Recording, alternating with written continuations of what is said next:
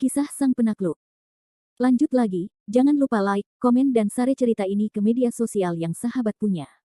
Terima kasih. Bab 883-885. Seluruh perangkat Taoist Tianchang, termasuk pedang terbang dan diagram Bagua, telah dipersiapkan dengan saksama selama beberapa dekade. Yang kita takutkan adalah kebutuhan tak terduga semacam ini. Meskipun metode ini belum digunakan selama beberapa dekade, tetapi sekali digunakan, akan memiliki efek yang tak terduga.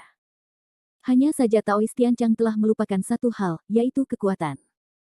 Meskipun senjata ajaib itu kuat dalam perang, mereka hanya ditampilkan di hadapan kekuatan absolut. Bahkan jika itu dibuat oleh Lao Jun sendiri, Taoist Tianchang dan Lao Jun masih belum setingkat. Oleh karena itu, dalam beberapa tahun terakhir, semua pikiran Taoist Tianchang telah difokuskan pada penelitian dan penggunaan senjata ajaib, yang merupakan perilaku yang salah itu sendiri.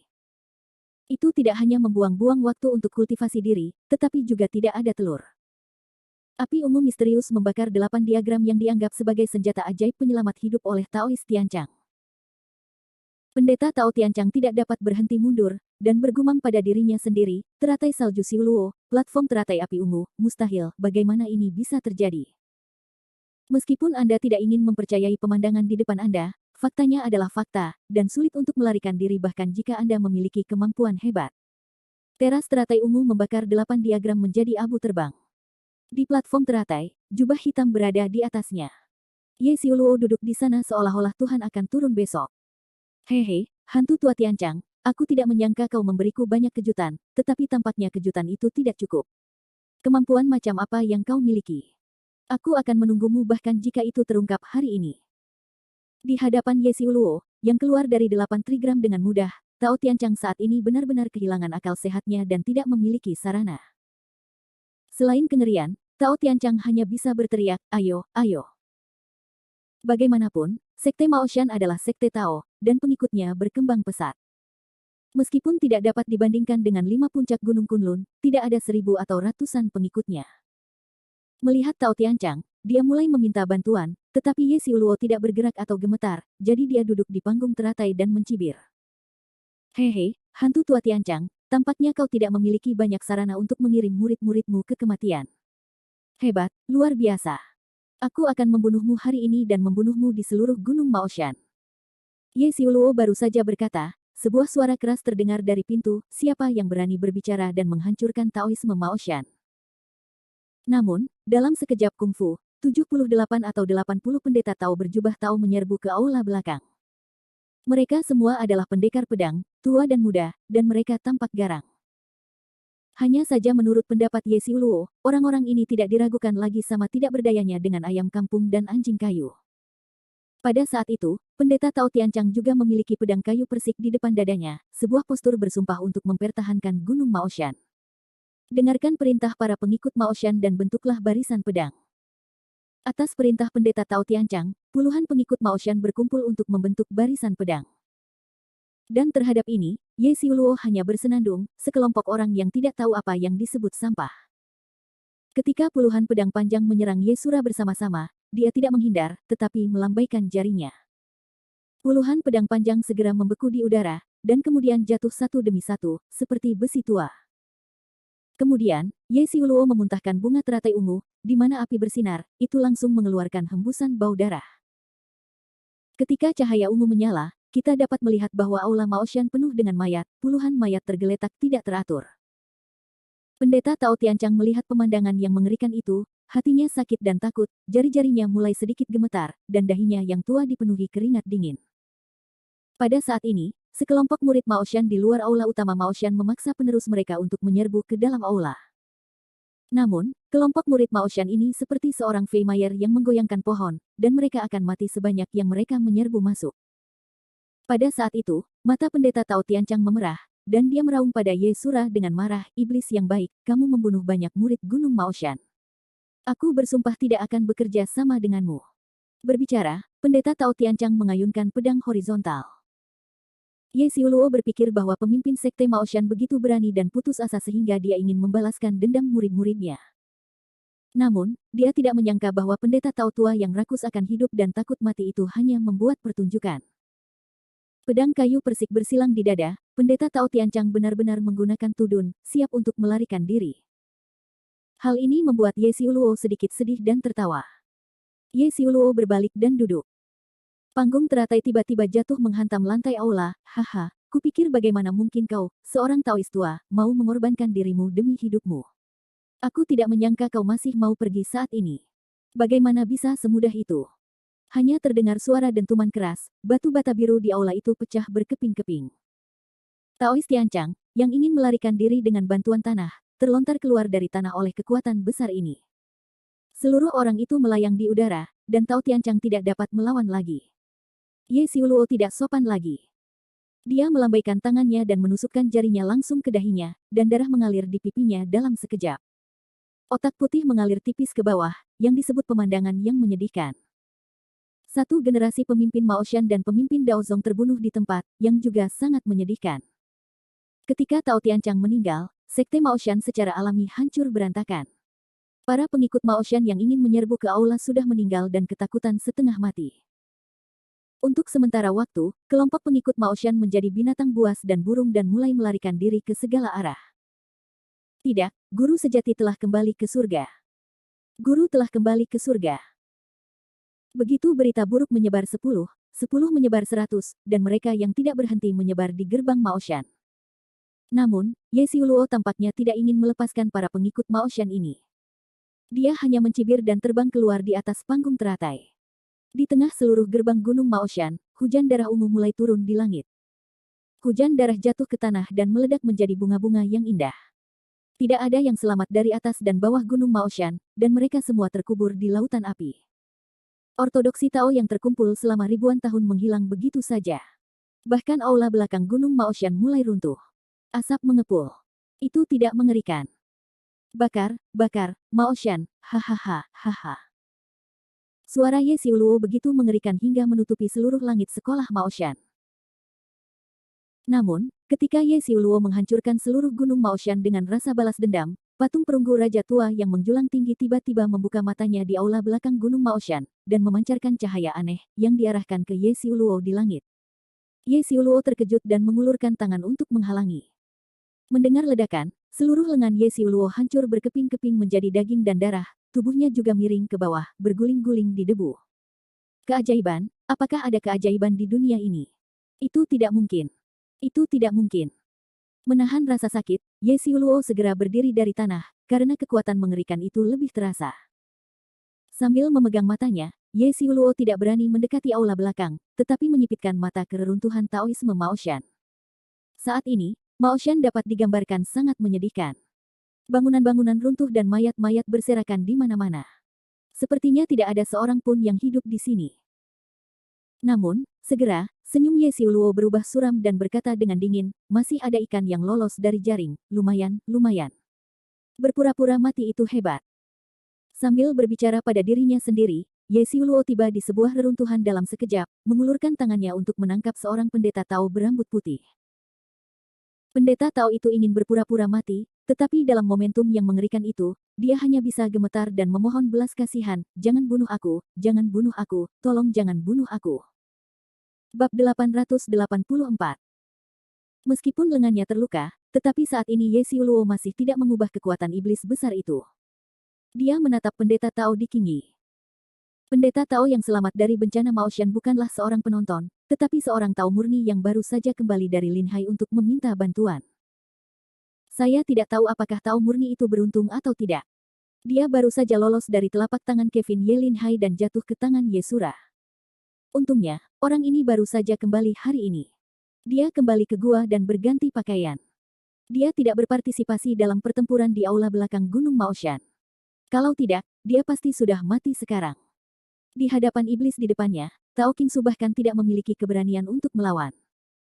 Biarkan pihak lain seolah-olah membawa seekor anak ayam untuk membawa dirinya ke udara, suaranya hanya bisa menjadi kata, mengampuni hidup.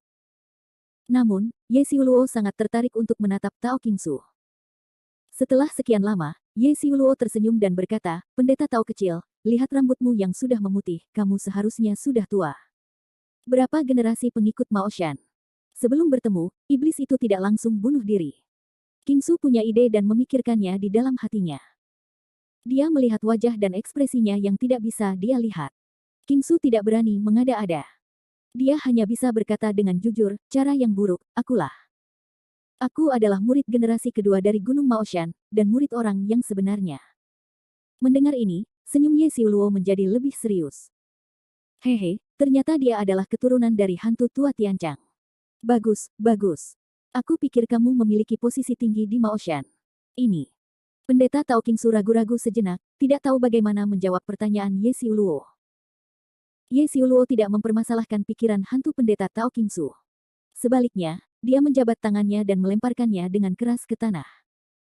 Kemudian dia berjongkok dan berkata sambil tersenyum, pendeta Tao kecil, kamu tidak perlu menjawab pertanyaan yang baru saja aku ajukan. Sekarang kamu hanya perlu menjawab apakah kamu ingin hidup atau tidak. Pendeta Tao Qingsu tidak memikirkannya dan berkata, ya, aku ingin hidup. Tolong, jangan bunuh aku. Aku hanya orang kecil dan tidak penting. Kamu memiliki banyak orang dewasa, jadi biarkan aku pergi sebagai kentut. Untuk hidup, pendeta Tao yang murni dan kosong saat ini tidak memiliki martabat untuk dibicarakan. Bagaimanapun, yang dia hadapi adalah iblis besar yang menyapu seluruh gunung Maoshan dengan kekuatan satu orang. Mengatakan bahwa pendeta Tao yang murni dan kosong tidak takut, itu berarti menipu hantu. Melepasmu, hehe, itu bukan hal yang mustahil. Ye Xiuluo menggoda dan menatap pendeta Tao Qingsu, tetapi kamu harus berjanji untuk melakukan sesuatu untukku. Setelah ini selesai, aku tidak hanya bisa melepaskanmu, tetapi juga membantumu menjadi pemimpin baru Sekte Maoshan. Setelah mengatakan ini, Ye Xiuluo berdiri dan melirik Sekte Maoshan, yang telah menjadi reruntuhan, lalu mencibir. Ngomong-ngomong, kamu adalah satu-satunya orang yang masih hidup di seluruh Sekte Maoshan. Kamu masih murid generasi kedua. Jika kamu adalah pemimpin Sekte Tao, kamu tidak akan memiliki pendapat tentangnya. Benarkah? Mendengarkan kata-kata Ye Xiuluo, Qingsu terkejut. Dia tidak menyangka bahwa dia tidak hanya bisa selamat dari bencana, tetapi juga menjadi penguasa sejati Maoshan. Kebahagiaan ini sepertinya datang terlalu tiba-tiba. Apa? Pendeta Tao kecil, kau tidak percaya padaku. Ye Xiuluo melihat Qingsu goyah, wajahnya berubah dan dia sibuk.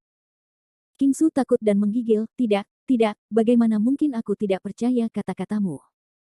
Kau memiliki kekuatan sihir yang dalam dan maha kuasa. Jika kau mengatakan bahwa aku bisa menjadi pemimpin Gunung Maoshan, aku akan mampu menjadi pemimpin Gunung Maoshan. Saat ini, Qingsu adalah orang di bawah atap, dan hanya bisa terus-menerus menyanjung Ye Xiuluo. Meskipun Ye Xiuluo tidak menyukai ini, kata-kata Qingsu cukup nyaman di telinga Ye Xiuluo. Ye Xiuluo berkata dengan senyum lembut, pendeta Tao kecil itu cukup mampu berbicara. Kemudian Ye Xiuluo merentangkan telapak tangannya dan sebuah biji teratai emas muncul di tangannya. Kemudian Ye Xiuluo mengambil telapak tangan horizontal dan berkata, ayo, pendeta Tao kecil, telan dia. Qingsu sangat ketakutan sehingga dia bertanya, apa ini? Ini adalah biji teratai dari teratai salju. Jika kau mengambil salah satunya, kau dapat meningkatkan kekuatanmu hingga 500 tahun.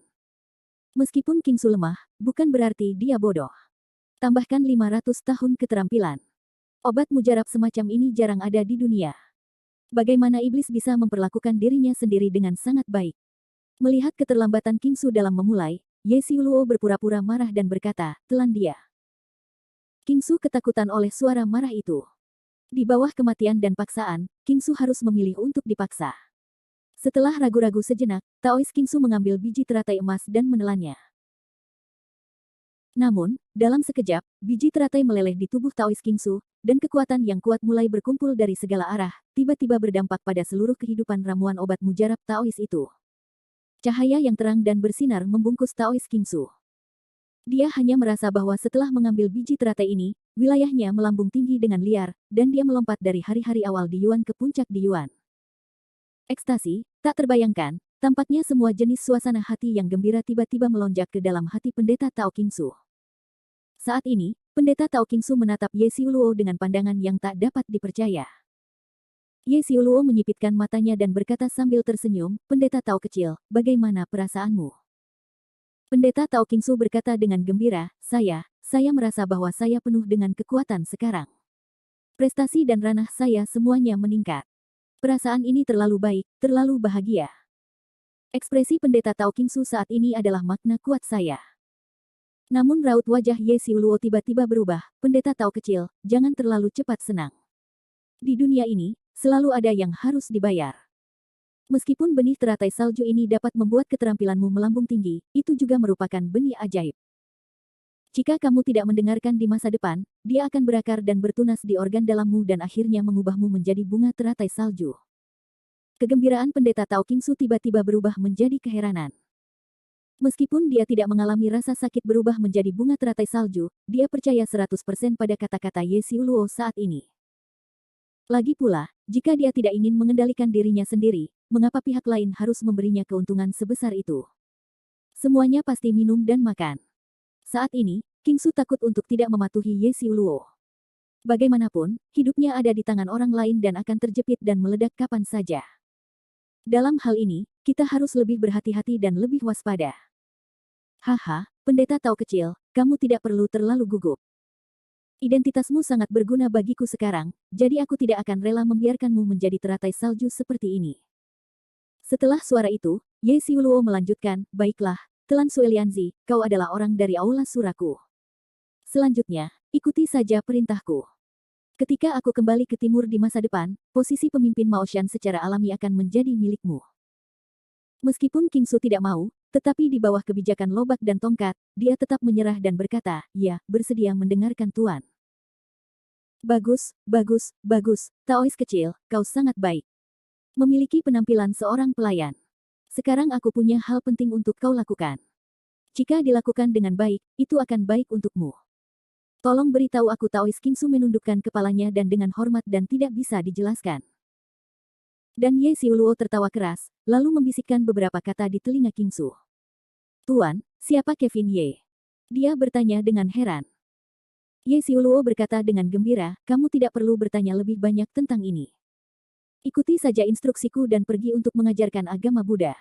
Tidak. Setelah memberikan penjelasan tentang Qingsu, Ye Xiuluo tidak berhenti, namun tiba-tiba berubah menjadi bayangan gelap dan menghilang tanpa jejak.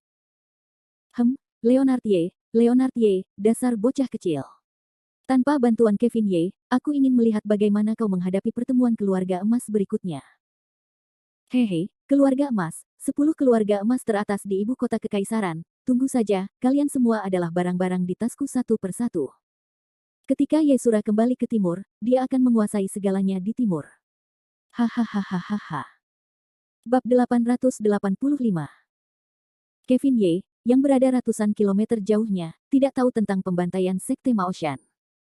Saat ini, Linhai sedang musim gugur, dan kampus SMP No. 1 Linhai penuh dengan buku-buku, yang membuat orang merasa seperti berada di surga. Di pagi hari kelas 11 di sekolah menengah atas, selain Lin Sailing, beberapa dari mereka berada dalam suasana belajar yang kuat. Mia Fang di samping Kevin Ye sesekali menatap tunangannya dengan matanya yang indah sambil membaca. Tampaknya dia tidak akan bosan menatap wajah Kevin Ye. Dan barisan depan Kevin Ye, Mia Nangong dan Nindi Sue, para suster, juga mengatakan sesuatu. Secara khusus, Mia Nangong, yang semangatnya kuno dan penampilannya yang aneh masih melihat ke arah Kevin Ye dari waktu ke waktu. Mengenai segel yang rusak, Lan Chair masih duduk di belakang kelas, menghadap jendela, dan matanya terkadang melihat keluar jendela, terkadang melihat seseorang di dalam kelas. Di mata banyak wanita cantik, Kevin Ye dapat dikatakan sebagai satu-satunya siswa kelas 21 SMA. Perasaan ini membuatnya gembira sekaligus tertekan. Namun, sejak tahun ketiganya di SMA, sikap Selin Gao terhadap Kevin Ye berubah 180 derajat, dan persyaratannya terhadap Kevin Ye juga dilonggarkan. Tentu saja, ini juga didasarkan pada kinerja Kevin Ye yang luar biasa dan kemajuan pesat prestasi akademisnya. Waktu pagi selalu terburu-buru, kelas membaca awal 20 menit dengan cepat berakhir. Ketika bel berbunyi setelah kelas, senyum Selin Gao, seperti matahari, lebih cemerlang. Meskipun bel telah berbunyi, tetapi guru kelas tidak mengumumkan akhir kelas, tidak ada yang berani berjalan di sekitar kelas. Suara bacaan Langlang mulai perlahan dan santai berhenti. Puluhan siswa, Anda melihat saya melihat Anda, dan akhirnya semua mata semua orang tertuju pada Selin Gao. Pada suatu waktu, kelas 11 di SMA itu sunyi dan menakutkan. Namun, senyum Selin Gao masih sama, bahkan lebih cemerlang. Berpura-pura batuk, menjernihkan suasana gembira, Selin Gao menundukkan kepalanya dan melirik para siswa di kelas 11 senior 3. Para siswa, sudah waktunya untuk mengakhiri kelas. Namun, saya masih ingin meluangkan waktu beberapa menit di sini. Karena saya punya kabar baik untuk diumumkan kepada kalian. Kabar baik di mulut Selin Gao langsung membuat seluruh kelas 3 dan 11 menjadi panas. Semua orang membicarakannya satu demi satu, dan beberapa orang berteriak, "Nona Gao, apakah hasil ujian model kita sudah keluar?" Selin Gao berkata sambil tersenyum, "Harimau biru, tebakanmu sangat akurat. Memang, hasil ujian modelmu sudah keluar kali ini." Selin Gao mengumumkan hasil ujian model dengan sangat meyakinkan sehingga maknanya sudah jelas. Namun, pada akhirnya, hasil ujian jatuh pada kepala pribadi, masih ada yang senang, ada yang sedih. "Nona Gao, kalau begitu, berapa peringkat kelas 11 kita kali ini?" Puluhan pasang mata menatap Selin Gao, yang disebut-sebut sebagai harimau seperti serigala. Sebenarnya, kami tidak peduli dengan peringkat, tetapi kemana Selin Gao akan diundang untuk makan malam. Pada saat ini, seluruh siswa kelas 11 senior 3 di dalam hati benar-benar melafalkan, "Aula penuh emas dan giok, aula penuh emas dan giok." Namun, Selin Gao sengaja mengkhianati kebenaran, tersenyum dan tidak bisa berkata-kata. "Tuan Gao, tolong bicara cepat. Kami semua sedang terburu-buru." Sudah ada beberapa gadis di kelas yang mulai cemas. Setelah membangkitkan semangat semua siswa, Selin Gao mengumumkan, hasil ujian model ini belum pernah terjadi sebelumnya, dan ini juga merupakan hasil kerja keras semua siswa di kelas kita. Kali ini, kelas 11 SMA mendapat nilai rata-rata pertama di lebih dari 10 kelas di sekolah. Selin Gao berkata, bahkan dirinya sendiri mulai bersemangat. Namun seluruh kelas 11 SMA terdiam selama beberapa detik, lalu terdengar suara gemuruh. Tepuk meja, pukul meja, kehilangan buku, seluruh kelas 311 SMA benar-benar memasuki keadaan mengamuk. "Oh, emas dan giok, emas dan giok, emas dan giok." Hampir semua mulut mengeluarkan suara gemuruh yang menggelegar ini. Saat ini, Selin Gao tampaknya tidak merasakan sakit hati sama sekali. Satu-satunya hal di hatinya adalah kegembiraan yang tidak dapat dijelaskan. Ini adalah pertama kalinya Selin Gao mengeluarkan kelas dengan nilai pertama dalam karir mengajarnya selama bertahun-tahun. Dapat dikatakan bahwa ini adalah puncak kecil dari karir pendidikan Selin Gao. Selin Gao yang menangis kegirangan, tidak menghentikan seluruh kelas untuk menjadi gila. Dia hanya menatapnya sambil tersenyum. Matanya jelas penuh dengan rasa sayang. Saat ini, Mia Fang, Nindi Sue dan Mia Nangong melihat kembali ke Kevin Ye dengan senyum buruk hampir bersamaan. Kevin Ye menutup buku pelajarannya dengan heran, "Apa yang kalian semua lihat seperti ini?" Mia Nangong pertama kali membuka mulutnya dan berkata, "Hehe, Tuan Ye, ada begitu banyak emas dan batu giok di rumahmu. Kami tidak melihatmu. Siapa yang kamu lihat?" Nindi Sue juga terkekeh, sepertinya kali ini ada orang yang akan berdarah. Kevin Ye berkata sambil tersenyum, "Tapi ini hanya makan. Tidak ada yang berdarah. Aku masih mampu membeli makanan seharga 1,8 juta ini." Atas perkataan Kevin Ye, Nindi Sue dan Mia Nangong sama-sama bingung. Meskipun tidak banyak kontak antara kedua saudari itu dan Kevin Ye selalu bersikap tenang dalam kesan mereka dan tidak pernah mengatakan hal seperti itu. Kevin Ye hari ini tampaknya telah mengubah seseorang, tetapi juga mulai bersikap tidak masuk akal, yang membuat kedua wanita cantik itu sangat sulit untuk dipahami. Sepanjang pagi ini, kelas 11 SMA hampir dalam keadaan kegembiraan yang tidak dapat dijelaskan, dan yang paling banyak dibicarakan tentu saja adalah kelas 1 dan rumah penuh emas dan giok. Suasana yang semarak ini tidak berhenti sampai siang hari. Waktu pagi ini tampaknya telah berlalu dengan sangat cepat. Waktu istirahat makan siang telah tiba dalam sekejap. Di gedung sekolah kelas 3, sepasang siswa mulai berhamburan keluar kelas, ada yang langsung menuju gerbang sekolah, ada yang berlari ke kantin sekolah. Sementara itu, Kevin Ye, Howard Zhang, dan Michael Liu, 3 orang dari sekolah menengah, juga berjalan bersama, mengobrol satu sama lain, dan bergegas menuju gerbang sekolah. Namun, baru saja tiba di gedung sekolah, 3 orang itu sudah berada di depan pemandangan ini. Saat ini, sebuah mobil sport Porsche berwarna biru terparkir, penuh dengan pesona biru cerah. Dan di sekeliling kendaraan, sekelompok gadis muda menonton, tertawa, dan menunjuk-nunjuk.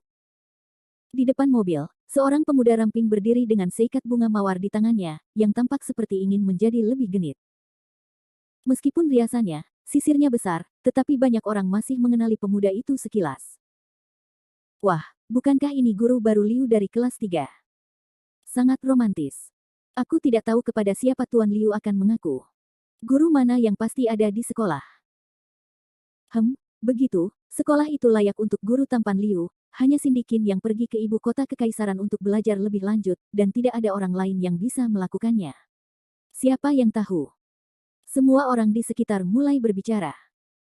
Dan kelompok 3 orang Kevin Ye perlahan menghentikan langkah mereka sendiri.